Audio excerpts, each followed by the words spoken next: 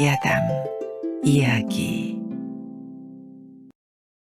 서로 엉켜서 사랑을 나누는 서방님과 처자. 점촌의 어느 부잣집에서 외거노비로 지내는 영신이라는 사내가 있었습니다. 외거노비란 주인 집에 거주하지 않고 독립된 가정을 가지면서 자기의 재산을 소유할 수 있었고, 주인의 토지를 경작하면서 조만 바치면 되는 그런 노비를 외거노비라 불렀습니다.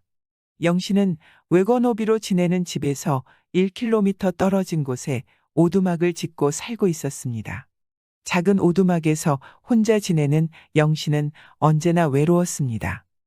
그날도 어김없이 홀로 잠에 든 영신의 꿈에 한 여인이 나왔습니다. 미색이 뛰어나고 몹시도 아리따운 여인은 영신의 앞에서 눈물을 흘리고 있었습니다. 꿈에서 영신은 여인에게 다가가 물었습니다. 무슨 일입니까? 라고 물으니 아리따운 여인이 말을 하였습니다. 저는 돈달산 뒷산에 사는 여자 용입니다. 돈달산은 영신이 외거노비로 일을 하고 있는 점촌의 뒤편에 위치한 곳이었습니다. 그런데 어찌 슬피 울고 있는 것입니까? 영신이 묻자 여인은 기다렸다는 듯이 답을 했습니다.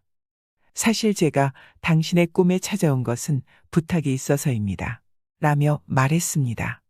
영신은 의아해하며 여인에게 말했습니다.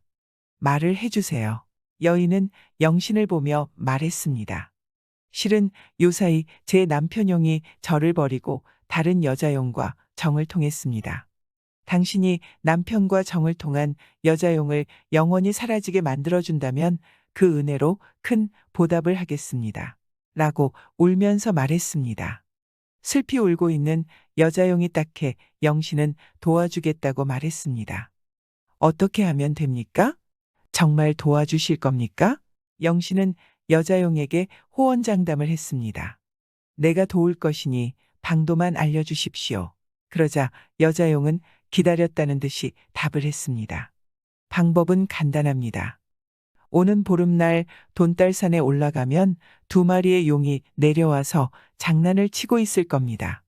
거기에서 기다리고 있다가 내가 놔두고 가는 칼로 1마리를 혼내주면 됩니다. 여자용은 순식간에 사라져버렸습니다.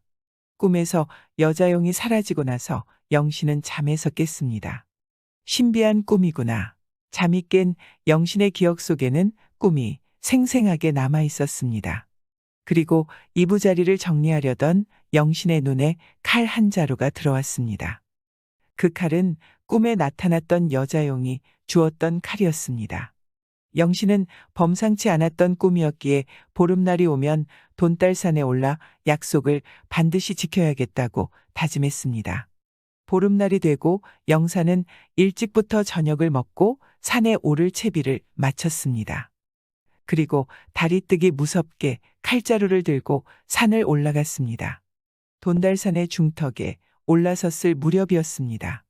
갑자기 천둥과 우레가 치더니 안개가 자욱하게 내려앉았습니다.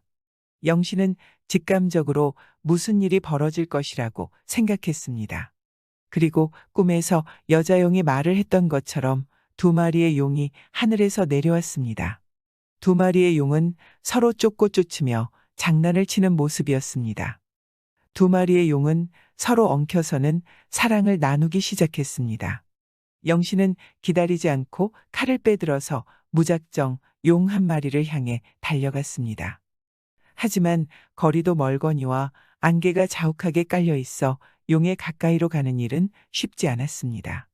영신은 최대한 용에 가까이 다가가서는 들고 있던 칼을 던졌습니다.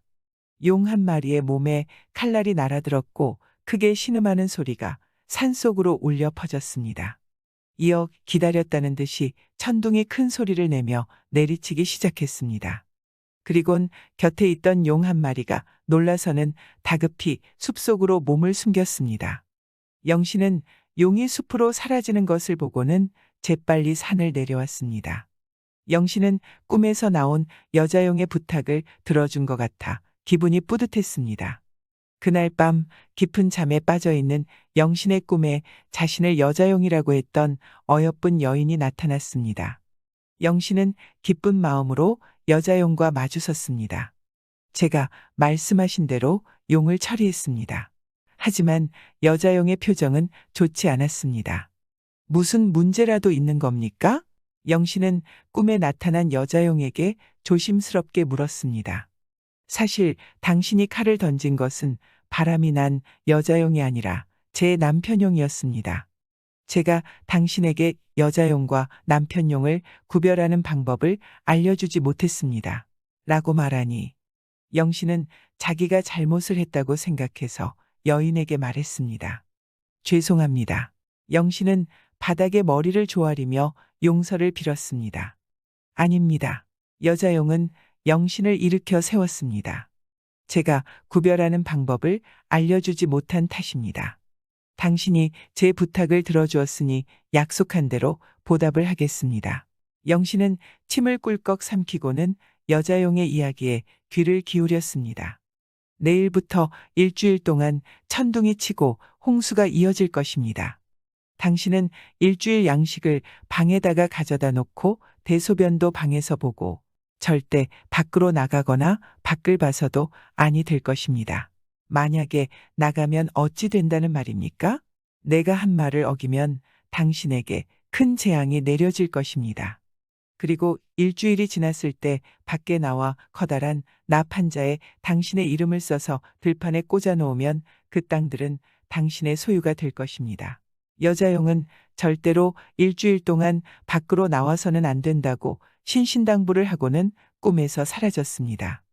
영신은 여자용이 지시했던 대로 일주일 동안 방에서 먹을 양식을 준비했습니다. 꿈에서 여자용이 말을 했던 것처럼 다음 날이 되자 우박이 내리고 천둥이 쳤습니다. 엄청난 양의 비가 퍼붓기 시작하더니 홍수가 시작됐습니다. 방에만 들어앉아 있으려니 밖에 어떤 일들이 일어나고 있는지 영신은 궁금해서 참을 수가 없었습니다. 하지만 여자용이 했던 말을 떠올리며 가까스로 밖으로 나가고 싶은 마음을 억눌렀습니다. 그렇게 일주일이 지나자 소란스럽던 밖은 어느새 조용해져 있었습니다. 일주일 동안 방에만 틀어박혀 있던 영신은 조심스럽게 방문을 열고 밖으로 나가보았습니다. 이게 무슨 일이란 말인가. 문을 열고 밖으로 나선 영신은 놀라서 입을 다물지 못했습니다. 영신의 집 밖에는 들판이 펼쳐져 있었고 그 옆에는 냇물 줄기가 흐르고 있었습니다. 주변에 있던 폐가들은 홍수로 모두 사라져버리고 들판 위에 영신의 집만 덩그러니 남겨져 있던 것이었습니다. 영신은 미리 준비한 나무 판자 위에다가 자신의 이름을 써서는 들판 사방에 판자를 꽂아놓고 다녔습니다. 그날부터 주변에 있는 들판은 모두 영신의 것이 되었고 후세에까지 영신이라는 이름이 이 고장의 이름으로 남게 되었습니다. 영신의 들판의 가운데를 흘러가던 냇물은 점점 커져서 강이 되었고 그 강의 이름은 영강이라 불리며 점촌의 젖줄이 되어 주었습니다. 아무리 옛날 이야기지만 저 영신이라는 노비는 대단한 것 같습니다. 어떻게 용에게 칼을 던질 수 있었을까요? 어떻게 보면 그런 용기 때문에 큰 부를 얻을 수 있었던 것 같습니다. 지금 시대하고도 맞는 것 같습니다. 말도 안 되는 일이 있더라도 용기 있게 밀어붙이면 크게 성공할 수 있는 것이 비슷한 것 같습니다. 구독과 좋아요, 알람 설정은 사랑입니다.